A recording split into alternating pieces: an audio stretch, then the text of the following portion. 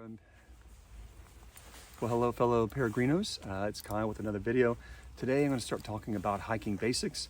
Definitely prepping for the Camino, how to get ready for it physically, something about your gear, some basics on hiking.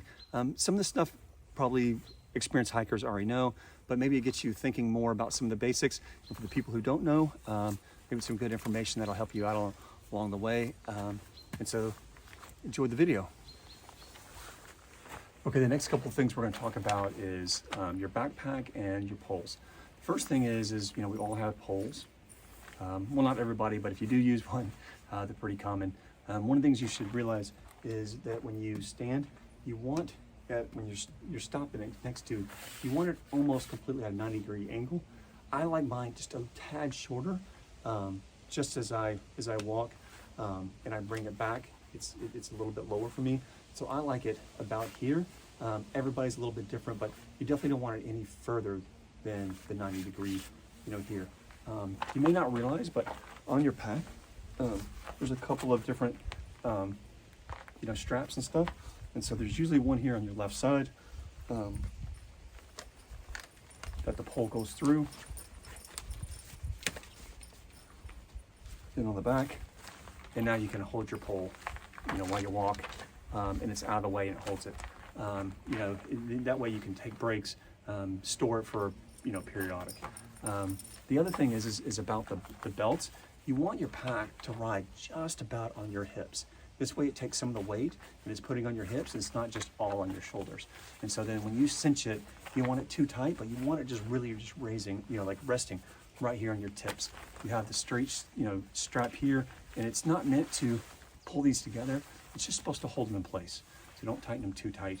The other thing is, you can see there's a nice, gap in between here. That's to allow airflow, but you want it packed nice and tight against your body, but not too high. You want to be able to move your head and along those things and not have any kind of impact to your movement. So hopefully that helps. Just some basic hiking tips, and on to the next one. Okay, the next one we're going to talk about is training for the Camino, getting your body ready for it. The one rule I learned from the military was train as you fight.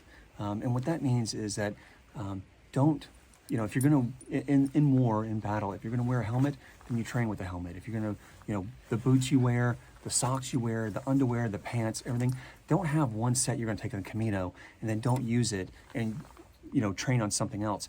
What that'll do is you won't find out if the gear is right for you, if you have any hot spots and stuff. And so really, whatever you plan to wear on the Camino, train with that. That way you get a good feel for if is it too hot, is it too sweaty, how do I layer along these things, and this will really help you prepare.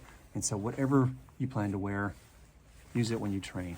Also, your body does need to get used to carrying weight. Even though if you walk all the time, 20 pounds, 10 kilos, it'll definitely wear on your body.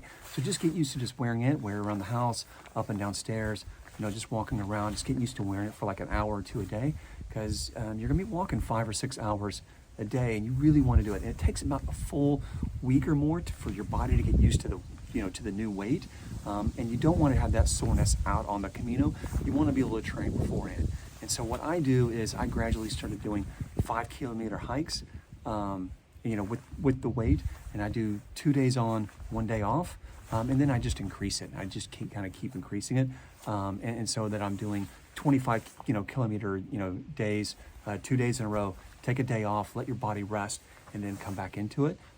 Luckily, I have, can't see him. He's back there. I have this very energetic dog who loves to go for walks and hikes, and so he'll be out here for as much as I'm willing to hike. He will follow me around and enjoy the hike. Hopefully that helps, and buen camino. So the first one I'm going to talk about is something that seems pretty simple, but it's actually how to walk. And it's a couple little tricks that you can follow and will definitely help you out. Excuse my dog, Jake. but it'll help you out. And if you start having knee problems or shin problems along this line, sometimes it's due to the way you walk. And so this is one of those tips that I learned early on, and it may help you. So usually what happens is we're designed to actually walk more on our toes. And this means that we take shorter steps. But now with shoes and everything else, we actually start walking and striking our heel. It's really not the way our foot was designed. And so what you see is when you strike your heel is now more forward than your knee, and you're putting a lot of pressure on your leg and your knees, and this leads to problems. And so if you take smaller steps and you keep your heel from extending past your forward of your knee, you'll actually be a lot more comfortable. And this is one of those tricks that will really help you out along the way, especially going downhill. Downhill is really tough on the knees, and you'll really start feeling it. And so just remember to take smaller steps, and you can even go a little bit more on your toes, especially when you go down. You take smaller steps and you won't extend it, and your legs will definitely thank you for it. Buen Camino.